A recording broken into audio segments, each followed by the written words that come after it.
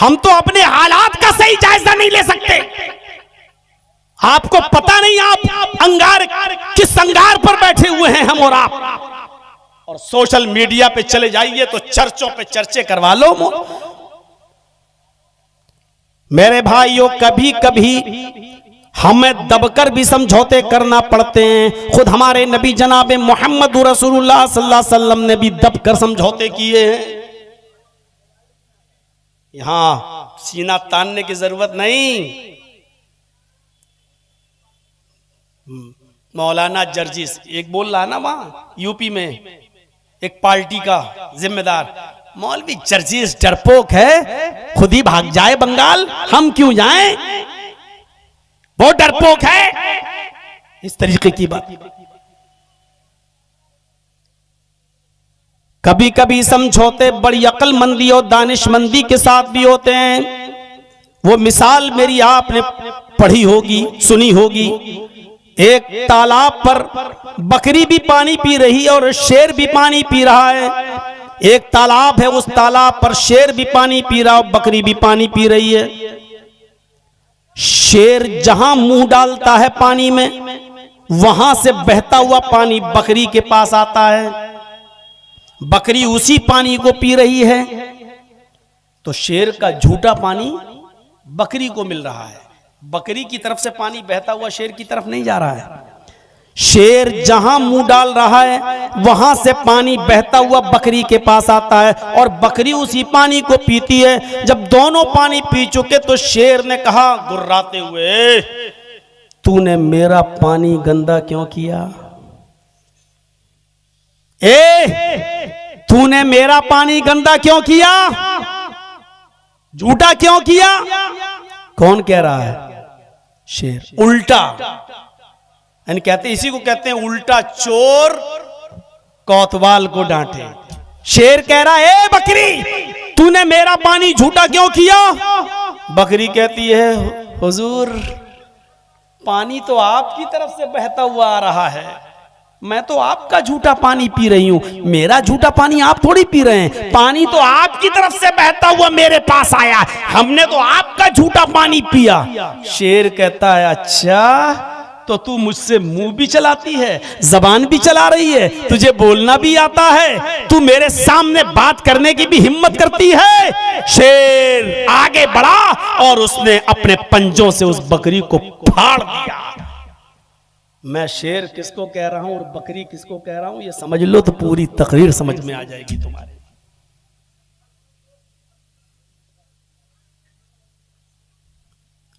आप जुमे की नमाज भी मस्जिद के बाहर 5 मिनट की नमाज आप नहीं पढ़ सकते हो, नहीं पढ़ सकते हो। मस्जिद के अंदर ही नमाज पढ़ो, मस्जिद के बाहर नहीं। लेकिन तुम्हारे लंगर रोड पे चलेंगे खुलकर, तुम्हारे कांवड़िए सरेआम घूम के चलेंगे सड़कों पर, जाम लगाते हुए, उसके ऊपर हेलीकॉप्टर से फूलों की बारिश भी होगी। जहां चाहेंगे वहां रुक जाएंगे और डेरा डालेंगे। अगर आप ये कहो, ठीक है साहब, हम अपनी नमाजें तो मस्जिद में पढ़ेंगे, लेकिन आपके भाई भी तो बाहर में लंगर डालते हैं, खाने खिलाते हैं, सड़कें जाम करते हैं, होली का रंग सड़कों पर खुलेआम फेंका जाता है, सड़कें जाम होती हैं, तो आपसे कहा जाएगा तेरे मुंह में जबान भी है, तुझे बोलना भी आता है, तू हमारे खिलाफ होता कौन है बोलने वाला? मेरे भाइयों, यही चीज मैं समझाने की कोशिश कर रहा हूं बंगाल के लोगों को, जिसकी बुनियाद पर हमें आज चैनल वाले डिबेट में लाने की कोशिश करते हैं और दिखाते हैं कि देखो ये कितना भयभीत कर रहा है मुसलमानों को, ये कितना डरा रहा है मुसलमानों को। यह समझने की कोशिश करिए। आप नहीं बोल सकते हो साहब, आप कौन होते हैं बोलने वाले, ये कहने वाले? आप हमारे इलाके में आ जाइए, मंगल का दिन पूरा का पूरा हॉर्न, गाड़ियां सब जाम, सब जाम हो जाते हैं हॉर्न देते देते, क्योंकि वहां लंगर चलता है, खाने पीने का दौर चलता है। और गुरुद्वारे में चले जाइए चांदनी चौक पर मेरे भाइयों, हर संडे को हमारे सिख भाइयों का लंगर चलता है, पूरा रास्ता जाम हो जाता है। लेकिन आपने अगर 5 मिनट की नमाज पढ़ ली तो सारी आफतें और सारी मुसीबतें आप पैदा कर रहे हैं, रास्ते आप जाम कर रहे हैं। और अगर आपने ये कह दिया कि आपके अंदर भी ऐसा हो रहा है, ये लोग ऐसा कर रहे हैं, तो तेरे अंदर जबान भी है, तू बोलता भी है, तेरे मुंह में जबान भी है। ये सूरत हाल है आज हमारी। इस कंडीशन को समझने की जरूरत है, हिकमत को। मेरे भाइयों, शेर ने शिकार किया गधे का, भेड़िए ने शिकार किया बकरी का, लोमड़ी ने शिकार किया खरगोश का। 3 जानवरों ने 3 जानवर को मारा। याद रखना, शेर ने किसको मारा? गधे को। भेड़िए ने किसको मारा? बकरी को। लोमड़ी ने किसको मारा? खरगोश को। अब शेर ने कहा भेड़िए से, भेड़िए बताओ कौन सा जानवर कौन खाएगा, तुम इंसाफ करो। शेर ने कहा, जज किसको बना दिया? भेड़िए को। तुम बताओ कौन सा जानवर कौन खाएगा। भेड़िया शेर के जुल्म को समझ नहीं पाया, ये नहीं जानता था कि ये शेर इतना जालिम है, वो समझ नहीं पाया। उसने कहा बहुत आसान है। कहा क्या आसान है? कहा गधा आपने मारा, बड़ा भी है, गधा आप खा लीजिए। बकरी मैंने मारी, मेरे हिसाब की ठीक है, बकरी मैं खा लेता हूं। और लोमड़ी ने खरगोश मारा, ये लोमड़ी खरगोश खा लेती है। तीनों ने 3 जानवर मारे, अपना अपना जानवर सब खा लें, आप गधा खा लो, मैं बकरी और लोमड़ी खरगोश। शेर ने कहा इधर थप्पड़ मारा, इतना बेकार फैसला, और पकड़ा और उसको उठा के फाड़ दिया, कत्ल कर दिया, नोच डाला उसको। अब ये भी मर गया। कमीना, फैसला करना आता नहीं, फैसला करने चले गए। लोमड़ी से कहा, कमीना ये फैसला ही करना नहीं जानता, पता नहीं कहां से सीख के आया था। तुम बताओ कौन सा जानवर कौन खाएगा, तुम फैसला करो। लोमड़ी ने तो भेड़िए का हाल देख लिया। लोमड़ी कहती वाकई बड़ा पागल था, कमीने को फैसला करना ही नहीं आता था। अच्छा, तो तुम्हारा फैसला क्या है? अरे मेरा फैसला क्या है हुजूर, आप जंगल के राजा हैं, सुबह उठिए गधा खाइए, दोपहर में आप बकरी खा लीजिए, शाम को मुंह का जायका बदलने के लिए खरगोश खा लीजिए, और अब तो भेड़िया भी हाजिर है साहब, सोते वक्त भेड़िया भी खा लीजिए। ये चारों जानवर आप नहीं खाएंगे तो कौन खाएगा? आप जंगल के राजा हैं, ये चारों जानवर आपके हैं। दिन में सुबह उठिए तो गधा खा लीजिए, दोपहर में बकरी खा लीजिए, शाम को खरगोश खा लीजिए, और रात में भेड़िया खा लीजिए। ये चारों जानवर आपके हैं। शेर ने मुस्कुराते हुए कहा, इधर आओ। शाबाश, ये है फैसला। इतना अच्छा फैसला तुमने किससे सीखा? लोमड़ी ने कहा हुजूर भेड़िए से सीखा है।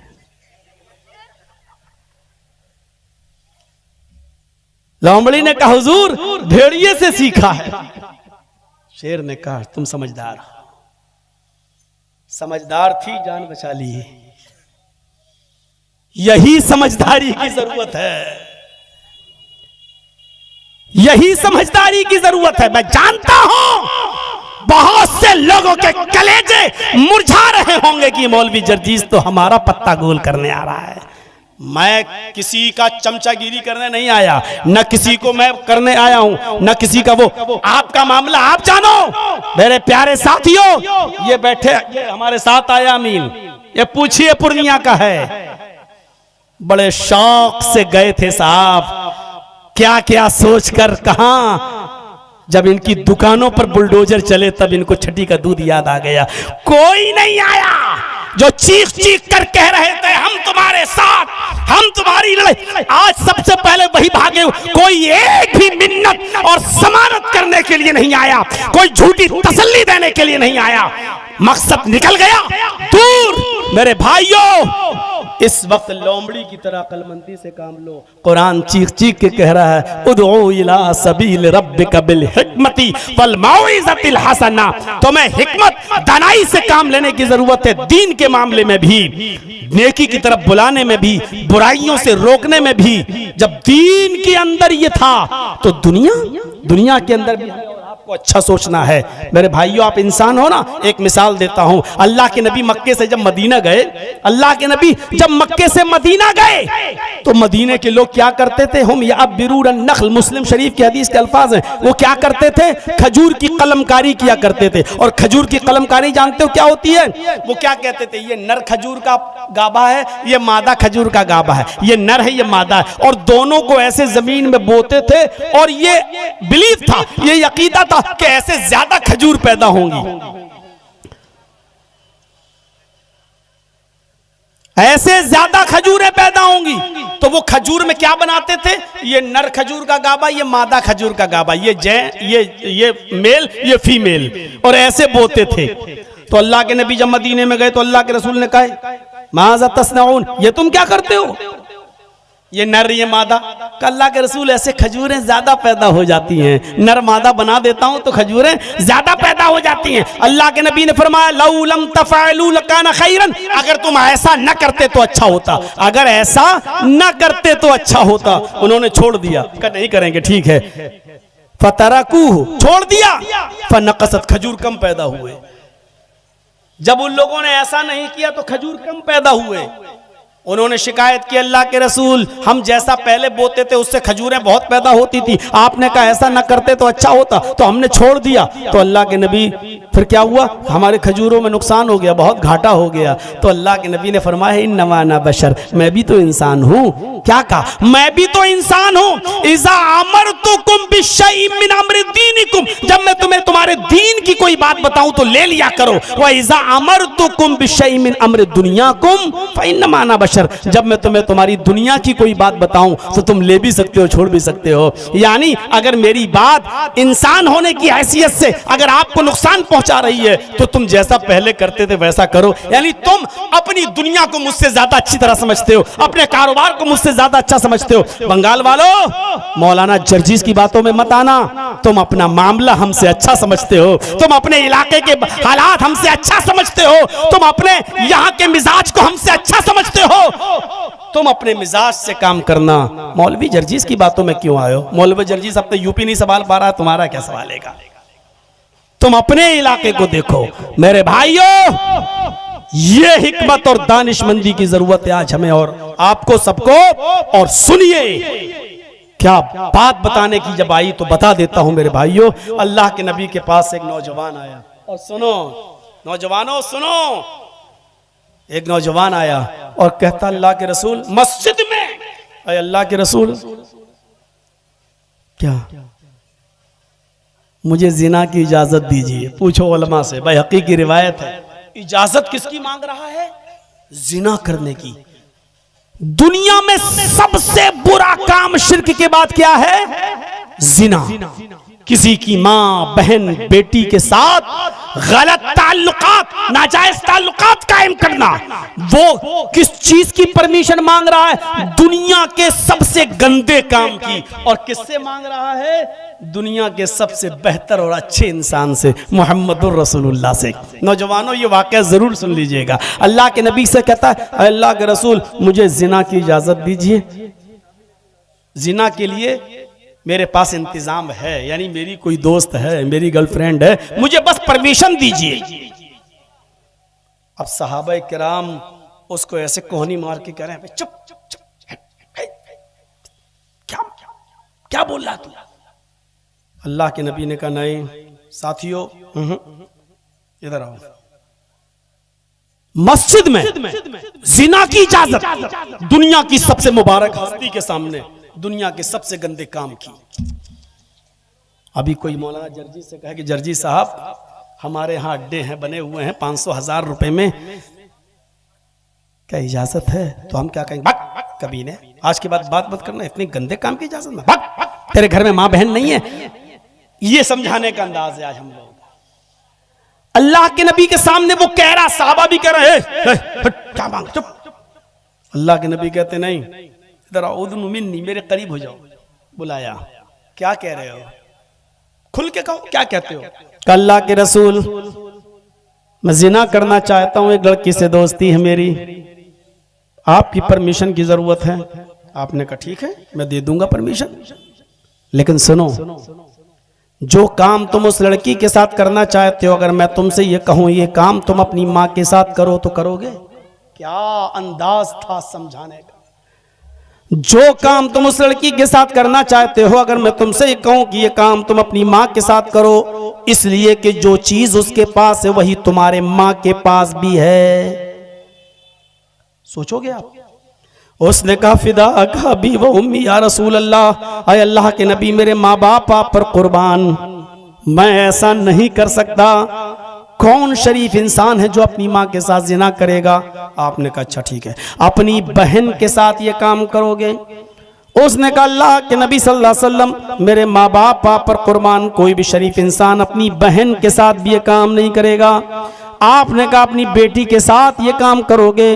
उसने कहा अल्लाह के नबी, कोई भी शरीफ इंसान अपनी बेटी के साथ भी ये काम नहीं कर सकता। आपने कहा अच्छा ऐसा करो, अपनी खाला के साथ ये काम कर लो। उसने कहा कोई शरीफ इंसान अपनी खाला के साथ भी ऐसा नहीं कर सकता। आपने फरमाया अपनी फूफी के साथ ये काम कर लो। कहता मेरे माँ बाप आप पर कुर्बान, आए अल्लाह के नबी, कोई भी शरीफ इंसान अपनी फूफी के साथ भी ये काम नहीं कर सकता। आपने कहा जिस लड़की के साथ तुम जिना की परमिशन मांग रहे हो, वो भी किसी की माँ होगी, वो भी किसी की बहन होगी, वो भी किसी की बेटी होगी, वो भी किसी की फूफी होगी, वो भी किसी की खाला होगी। जब तुम अपनी बहन और बेटी के साथ, अपनी माँ के साथ ये काम करना गवारा नहीं कर रहे हो और ये भी नहीं चाहते हो कि कोई दूसरा तुम्हारी माँ बहन बेटी के साथ ये काम करे, तो फिर दूसरा ये कैसे चाहेगा जिसकी वो बहन होगी बेटी होगी भी, वो कैसे पसंद करेगा कि मेरी बहन के साथ, मेरी बेटी के साथ, मेरी फूफी के साथ ये गलत काम हो? कैसे बर्दाश्त करेगा? बोलो, तुम करोगे? कहा नहीं। तो फिर वो कैसे करेगा अगर उसको पता चलेगा तो?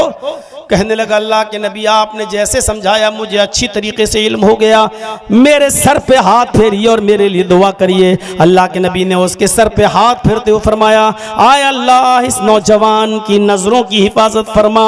उस नौजवान का बयान है कि उस दिन की तारीख से फिर मेरी नजर किसी लड़की तो छोड़ो, किसी हराम चीज की तरफ मेरी नजर नहीं उठी। इस अंदाज से समझाते थे, डायरेक्ट ये नहीं कहते थे भाग जिना की इजाजत लेने आया, नहीं। आपने कहा इधर आओ, समझाया तो ऐसे समझाया कि ये काम क्या तुम अपनी माँ के साथ करोगे, अपनी बहन के साथ करोगे, अपनी बेटी के साथ करने को तैयार हो, अपनी फूफी और चची के साथ करने को तैयार हो? उसने हर बात पे कहा नहीं। आज भी किसी से पूछा जाए तो वो यही कहेगा कि नहीं। मेरे इटावा में एक रिक्शे वाला था, बहुत पुरानी बात है, मेरे इटावा में एक रिक्शे वाला था, एक अमीर आदमी उस आदमी के रिक्शे पर बैठता है और इत्तेफाक देखिए उससे कोई झगड़ा हो जाता है किसी बात का। वो अमीर आदमी बड़ा सोर्स वाला था, उसने मारा पीटा और झगड़े का इल्जाम उस लड़के के ऊपर, उस रिक्शे वाले, उस गरीब आदमी के ऊपर लगा दिया और उसको जेल भिजवा दिया और ऐसा घिनौना इल्जाम लगवाया जिस पर उसको 4 साल की सजा होती है। उसके बाप नहीं थे, उस लड़के की माँ नहीं थी, सिर्फ एक बहन थी। वो बहन भी 17-18 साल की हो चुकी थी। उसको सिर्फ जेल में फिक्र थी तो अपनी बहन की फिक्र थी कि मेरी बहन, पूरी जिम्मेदारी मेरे ऊपर, मैं अपनी बहन के हाथ पीले करने वाला था। उसकी शादी रिक्शा चला चला कर, कमा कमा कर अपनी बहन की शादी करने की तैयारी कर रहा था, लेकिन मुझे को जेल में डाल दिया गया। 4 साल तक उसने अपनी बहन का चेहरा नहीं देखा और 4 साल के बाद जब अपनी सजा पूरी करने के बाद जब अपने घर लौटा तो क्या देखता है कि मेरे गांव का एक बुजुर्ग आदमी, मेरे गांव का एक मोतबर आदमी मेरी बेटी, मेरी बहन को अपने घर में अपनी बेटी की तरह रखे हुए हैं। उसने उसकी परवरिश की, खिलाया पिलाया और आराम से रखा। उसके बाद वो लड़की, वो बहन जब अपने भाई के सीने से चिपकती है, रोती है, आंखों में आंसू आते हैं, तो इस लड़की ने रोते हुए कहा कि भाई अब्बू ना होते, ये बुजुर्ग ना होते तो आपकी बहन मुंह दिखाने के लायक न रहती। मैंने सोच लिया था कि अपने भाई को जेल से छुड़ाने के लिए मुझे कुछ भी करना पड़े, मुझे अपना जिस्म ही क्यों ना बेचना पड़े, लेकिन मैं आपको जेल से छुड़ाऊंगी। लेकिन इस बुजुर्ग ने मेरी बड़ी इज्जत की है, अपनी बेटी की तरह रखा है, इसलिए मेरा हौसला बढ़ता गया। आए मेरे भाई, अगर ये बुजुर्ग ना होता तो आज आपकी बहन आपको मुंह दिखाने के लायक ना होती। जैसे उसने ये कहा, इस रिक्शे वाले भाई ने अपनी बहन का मुंह पकड़ लिया और कहा, खामोश, चुप चुप खामोश। दुनिया में ऐसा कोई मर्द पैदा ही नहीं हुआ है जो मेरी बहन पर गलत नजर डाल सके। उसने मुस्कुराते हुए कहा, भाई अपनी बहन पर इतना गर्व कैसे? उसने कहा, बहन पर गर्व नहीं, मुझे अपने आप पर गर्व है। मेरी बहन, तेरा भाई रिक्शा चला चला कर तेरे जहेज का इंतजाम करता है, तेरा पेट पालता था। एक ही सपना था कि मैं अपनी बहन का घर बसा सकूं। मेरी बहन, तेरे भाई के रिक्शे पर कॉलेज की लड़कियां भी बैठती हैं, स्कूल की लड़कियां भी बैठती हैं। तेरा भाई अपने गमछे से सीट साफ करता है और उन लड़कियों को बिठाकर उनको कॉलेज तक, उनके स्कूल तक पहुंचाता है। मेरी बहन, तेरे भाई के रिक्शे पर अब तक जितनी भी लड़कियां बैठी हैं, तेरे भाई ने उनको अपनी बहन की नजर से देखा है। तेरे भाई ने उनको अपनी बहन की नजर से देखा है। जब मैंने किसी की बहन बेटी पर गलत नजर नहीं डाली, जब मैंने हर एक को अपनी बहन की नजर से देखा है, जब मैंने किसी की बहन पर गलत नजर नहीं डाली, तो ऐसा कौन माँ का लाल है जो मेरी बहन पर गलत नजर डाले? फख्र के साथ यहां जितने भी बैठे हैं सुन लो, जितने दूसरों की बहनों बेटियों पर गलत नजरें डालते हैं और मोबाइलों पर रात रात भर लगे रहते हैं, सुन लो, तुम्हारी बहनों बेटियां भी महफूज नहीं है। गर्व के साथ वही कह सकता है जो दूसरों की बहन को अपनी बहन, दूसरों की बेटियों को अपनी बेटी समझेगा, वो गर्व के साथ कह सकता है कि मेरी बहन पर कोई गलत नजर नहीं डाल सकता, मेरी बेटी पर कोई गलत नजर नहीं डाल सकता। इस हम्माम में सब नंगे नजर आएंगे। है इतनी हिम्मत, है इतनी जुर्रत, है इतनी बहादुरी जो ये कह सको, मेरे भाइयों, हमें और आपको पहचानना पड़ेगा। अल्लाह के रसूल इस तरीके से बुराइयों को रुकवा रहे हैं, नहीं भगा नहीं रहे हैं। आप कह रहे हैं अपनी बहन के साथ, अपनी मां के साथ करोगे नहीं, आखिरकार शर्मिंदा होता है और आप उसके लिए दुआ करते हैं। अपने आप को बुराइयों से बचाओ, इस हद तक बचाओ कि अल्लाह के नबी रमजान के महीने में एतिकाफ में बैठे हुए हैं। एतिकाफ में, एतिकाफ समझते हैं ना, एतिकाफ में बैठे हुए हैं। दो बीवियां अल्लाह के रसूल सल्लल्लाहु अलैहि वसल्लम से मुलाकात करने के लिए आती हैं। दो बीवियां, नबी की दो बीवियां मुलाकात करने आती हैं। अगर कोई मर्द मस्जिद में एतिकाफ में बैठा है तो उसकी बेटी मिलने आ सकती, उसकी बीवी भी उससे मिलने आ सकती है, कोई बुराई नहीं है। अल्लाह के नबी एतिकाफ में बैठे हैं, आपकी दो बीवियां आपसे मिलने आई, थोड़ी देर रुकी, घर की बात हुई और चलने लगी। आप अपनी दोनों बीवियों को मस्जिद के दरवाजे तक छोड़ने आए। उन दोनों बीवियों ने सर छिपा रखा था, उन्होंने अपने हाथों में सॉक्स, हाथों में ग्लव्स और पैरों में सॉक्स पहन रखे थे। अल्लाह के नबी जब अपनी बीवियों को मस्जिद के दरवाजे पर छोड़ने आए तो दो अंसारी नौजवानों को आते हुए देखा। आपने उन दोनों अंसारियों को बुलाया, आए अंसारी नौजवानों इधर आओ। वो दोनों नौजवान अंसारी जब अल्लाह के नबी के करीब आते हैं तो आप कितनी शानदार अंदाज में कहते हैं, आए नौजवानों, आए अंसारियों, ये दोनों मेरी बीवियां हैं, ये दोनों मेरी बीवियां हैं, शक मत करना। अल्लाह के नबी आप कैसी बात कर रहे हैं, आपके ऊपर कौन शक कर सकता है? आपने कहा नहीं, यहां से गुजरने के बाद शैतान जो खून की रगों में दौड़ता है वो हमारे दिलों में ये वसवसा डाल सकता। पता नहीं मोहम्मद किन औरतों से बात कर रहा था। देखो ये दोनों मेरी बीवियां हैं, कोई पराई नहीं है। इस तरीके से गुनाहों से बचा करते थे कि आपको शक है कि ये दोनों जाने के बाद कहीं मेरे बारे में गलत बातें न फैलाएं। आप बुलाकर कहते थे ये दोनों मेरी बीवियां हैं, कोई और नहीं। शरीयत तो ये कहती है कि साली भी अपनी बहनोई की मोटरसाइकिल पर नहीं बैठ सकती, और शरीयत तो ये कहती है कि कोई भाभी भी अपनी देवर के साथ ससुराल से घर नहीं आ सकती। मैके से घर नहीं आ सकती ससुराल, और न ससुराल से अपने मैके जा सकती है। देवर होता कौन है? यहां तो भाई खुद हुक्म देता है छोटे भाई को कि भाभी को ले आओ, भाभी को छोड़ाओ। यहां बीवी खुद कहती है कि लो छोटी बहन को घर छोड़ाओ, छोटी बहन को स्कूल छोड़ाओ। ये जुल्म है, ये ज्यादती है, ये जुल्म है, ये ज्यादती है। शरीयत का मिजाज तो यह है कि कोई साली भी अपने जीजा के साथ सफर नहीं कर सकती है। मियाँ और बीवी खाना खा रहे हैं, जर्जीस अपनी बीवी के साथ बैठकर खाना खा रहा है, बीवी की मौजूदगी में बीवी की बहनों मेरी साली अगर घर में आ जाए तो बीवी के साथ बीवी की मौजूदगी में भी वो मेरे साथ खाना नहीं खा सकती है। शरीयत बीवी की मौजूदगी में भी साली को अपने जीजा के साथ बीवी की मौजूदगी में भी खाने की इजाजत नहीं देती। और जब इजाजत साथ में नहीं देती, शौहर के साथ भी नहीं देती, तो अकेले तुम्हें बाइक पर बैठकर खगड़ा मेला जाने की इजाजत देगी शरीयत? ये खगड़ा का नाम मैंने क्यों लिया? बहुत सोच समझ के लिया है मेरे भाइयों। इसकी इजाजत देगी ये शरीयत जब बीवी की मौजूदगी में साली को इजाजत नहीं है कि जीजा के साथ बैठ के खाना खाए, तो स्कूल जाएगी जीजा के साथ। और यही हाल भाभी का भी है, अपने देवर के साथ खाना नहीं खा सकती है, अपने शौहर की मौजूदगी में भी पर्दा है। और पर्दा भी इतना जबरदस्त। और आईतल हम व या रसूल अल्लाह, अल्लाह के रसूल क्या देवर से भी पर्दा करूं? आपने कहा दुनिया वालों से कुछ कमी हो जाए तो चलेगा, देवर से नहीं। कहा देवर से भी करूं? कहा देवर तो मौत है, अलहमुल मौत, देवर तो मौत है, देवर मौत। एक वाकया सुने हो सऊदी अरब का? भोपाल का एक आदमी था, सऊदिया में काम करता था। सऊदिया में वो टैक्सी चलाता था। टैक्सी सुने हैं वाकया? नहीं सुने तो सुन लो।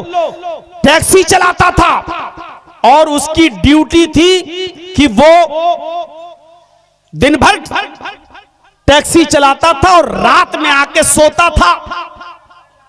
तो एक बार वो ऐसे ही कपड़ा डाले बैठा हुआ था टैक्सी ड्राइवर जद्दा में, और ऊपर अपना हैंडकरचीफ रुमाल डाले हुए था। उसको कोई पैसेंजर नहीं मिल रहा था। थोड़ी देर के बाद एक औरत आई, उसका पेट बड़ा था, उसके पेट में बच्चा। वो आई, कहने लगी जल्दी से मुझे हॉस्पिटल लेके चलो, तुम मुझे इंडियन लगते हो, तुम जल्दी से मुझे हॉस्पिटल लेके चलो, मुझे डिलीवरी का वक्त है। उसने ऐसे देखा, जल्दी बैठाला, पीछे की डिग्गी खोली और जल्दी से ये ड्राइवर, ये भोपाल का ये आदमी जल्दी से अपनी इस औरत को लेकर अस्पताल पहुंच गया। उधर इसका पेट देखकर इमरजेंसी में जल्दी से इस औरत को लोग लेके गए। इसने कहा कमबख्त अंदर चली गई, मेरा पैसा भी नहीं देके गई, कितना बना। उससे कहा बैठो बैठो, अभी बैठो, चेकअप हो जा। इसने सोचा पता नहीं कितनी देर लगेगी, क्या लगेगी। अच्छा, इससे पूछा तुम उस औरत को लेके आए हो जो अभी अंदर गई? कहा जी। अपना मोबाइल नंबर लिखो इस पर। तो मोबाइल तो चलता नहीं था उस वक्त। उसने जल्दी से अपने घर का लैंडलाइन का नंबर लिख दिया कि ये मेरा है, और जब वो औरत सही हो तो मुझे बता देना भैया, मैं इससे पैसे ऐसे लेते हुए निकल जाऊंगा, अभी पता नहीं क्या है। ये चला गया अपने घर। रात में अपने घर सोया, सुबह फजर में उठा, घंटी बज गई, फोन की, हेलो जी, कल आप उस औरत को लेके आए थे? जी जी जी जी, हॉस्पिटल में छोड़ा था, अब वही बोल रहे हैं? जी। अरे यार, कहां अपनी बीवी को तुम छोड़ के चले गए हो? हैं? बताओ, बेचारी रात भर परेशान रही, जल्दी आओ, जल्दी आओ, तुम्हें याद कर रही है, लड़का हुआ है तुम्हें। उसने कहा ए डॉक्टर, दिमाग ठीक है तेरा? अच्छा हुआ ये फोन मैंने उठाया, मेरी बीवी ने नहीं उठाया, वरना यही महाभारत का युद्ध हो जाता। कहा आ रहे हो या नहीं आ रहे हो? इंडियन लोग बड़े कमीने होते हैं, पहले ये सब कर लेते हैं, बाद में कहते हैं कि बीवी नहीं है मेरी, इधर जल्दी आओ, नहीं तो अभी पुलिस भेजता हूं तुम्हारे घर। नहीं नहीं नहीं, मैं आ रहा हूं। सीधे गया ड्राइवर टैक्सी चलाते हुए और सीधे उसी रूम में पहुंचा जहां ये लड़की औरत थी, और डांटते हुए कहता कमबख्त चुड़ैल नागिन डाइन, मैं ही मिला था हैं इस बच्चे का बाप कहलाने के लिए, तुझे शर्म नहीं आई? मैंने तेरे साथ हमदर्दी की और यहां तक लेके आया, बजाय मेरे पैसे देने के इस बच्चे का बाप मुझे बता रही है। अब रो के कहती अरे आपको क्या हो गया है? थोड़ी सी लड़ाई में आप इतनी बड़ी सजा दे रहे हैं। अरे हर मियाँ बीवी में लड़ाई हो जाती है, थोड़ी सी सजा का आप इतना बड़ा मुझे अरे वो तो गले पड़ गई इसके। इसने कहा डॉक्टर साहब ये मेरी बीवी नहीं है। बहुत हुज्जत चली। वो कहती है अल्लाह की कसम इसी का बच्चा है, और ये कहता है अल्लाह की कसम इसका बच्चा मेरा बच्चा नहीं है। मामला इतना तूल पकड़ गया, इतना तूल पकड़ गया कि डॉक्टरों ने आके कहा अच्छा रुको, अभी डीएनए टेस्ट करता हूं तुम्हारा इस बच्चे के खून से। और जैसे ही बच्चे का ब्लड और इसका ब्लड लिया तो औरत कहती है कि डॉक्टर साहब मशीनें कभी कभी गलत रिपोर्ट भी दे देती हैं। अभी आदमी कहता चुप, गलत रिपोर्ट दे देती हैं मशीनें, गलत रिपोर्ट देती हैं, तू गलत है। डॉक्टर ने कहा कोई बात नहीं, 2 दिन में पता चल जाएगा, जाओ 2 दिन के बाद आना। अब ये 2 दिन के बाद जब रिपोर्ट आई तो डॉक्टर ये गया भागते हुए, कहा डॉक्टर साहब क्या हुआ? डॉक्टर साहब ने उसी औरत के सामने इसकी रिपोर्ट पेश करते हुए कहा ये झूठी है, तुम बिल्कुल सही हो, डीएनए टेस्ट से ये साबित हो गया कि ये बच्चा तुम्हारा नहीं है, ये झूठी है, मक्कार है ये औरत। अब औरत कहती डॉक्टर साहब मैंने कहा था ना कि मशीनें कभी कभी गलत रिपोर्ट दे देती है, ये डॉक्टर साहब ये बिल्कुल गलत है, मैं फिर कसम खा के कहती हूँ ये इसी का बच्चा है। अब ये कहता चुप चुप चुप, तेरी पोल सामने खुल गई है, तू नालायक औरत है, पता नहीं किसका पाप अपने पेट में पालती हो मेरे ऊपर। अब गरीबान पकड़ लेती है डॉक्टर साहब इसी का बच्चा है। डॉक्टर साहब सर पकड़ के कहते छोड़ इसको। अरे मेरी बहन मैं कैसे बताऊं तुझे, इसकी रिपोर्ट में आया ये बच्चा है ही नहीं इसका, कहा नहीं इसी का बच्चा है। कहा डॉक्टर साहब ने बहन इसकी रिपोर्ट बताती है ये बाप बन ही नहीं सकता, और तुम कह रही हो कि ये बच्चा इसका है, ये तो बाप बन ही नहीं सकता, इसकी रिपोर्ट में साफ आया है कि ये बाप बनने के लायक ही नहीं है। अब इसका दिमाग चकराया, क्या क्या कह रहे हो मैं बाप नहीं बन सकता? डॉक्टर साहब मेरे 6 बच्चे हैं। डॉक्टर साहब मेरे किस पूरी जिंदगी में ऐसा केस नहीं आया है, तुम्हारे 6 बच्चे हैं, रिपोर्ट बता रही तुम बाप नहीं बन सकते हो। अब वो औरत कह रही है मैंने कहा था ना रिपोर्ट गलत हो जाती है, कभी कभी मशीनें गलत रिपोर्ट देती हैं। ये आदमी कहता चुप चुप चुप, ये तो सही है कि ये बच्चा मेरा नहीं है, लेकिन ये रिपोर्ट गलत है कि मैं बाप नहीं बन सकता। डॉक्टर ने कहा पकड़ो फाइल, घर जाओ और देखो तुम्हारे खेत पर कौन किसान हल जोत रहा है, भाग यहां से। अब वो आया ड्राइवर, जैसे उसने रखा गाड़ी में फाइल, चलाते हुए कहता है अगर ये रिपोर्ट सही है तो ये बताइए ये हल जोत कौन रहा है मेरे घर में। सीधे घर में घुसा और 10 लाठी 10 डंडे 10 जूते अपनी बीवी को। कह रही क्या हुआ अचानक तुम्हें? कहा ये बता कि ये बच्चे किसके हैं। कहा आपके कैसी बात करते, तुम्हें शर्म नहीं आती अपने बच्चों को? फिर मारा। मेरी रिपोर्ट ये बता रही है कि मैं बाप नहीं बन सकता, ये बता ये बच्चे किसके। नहीं तो उसी वक्त तक मारता रहूं। जब वो तबीयत से पिट चुकी तब कहती है सुनिए मैं बता रही हूं ये आपके बच्चे नहीं है। कहा ये तो मैं जानता ही हूं ये मेरे बच्चे नहीं है, ये बता कि बाप है कौन। कहा कि आपका भाई। कहा क्यों? कहा आप दिन में टैक्सी चलाते हैं, रात में सोते हैं, वो रात में टैक्सी चलाता है, दिन में यही रहता है। ओ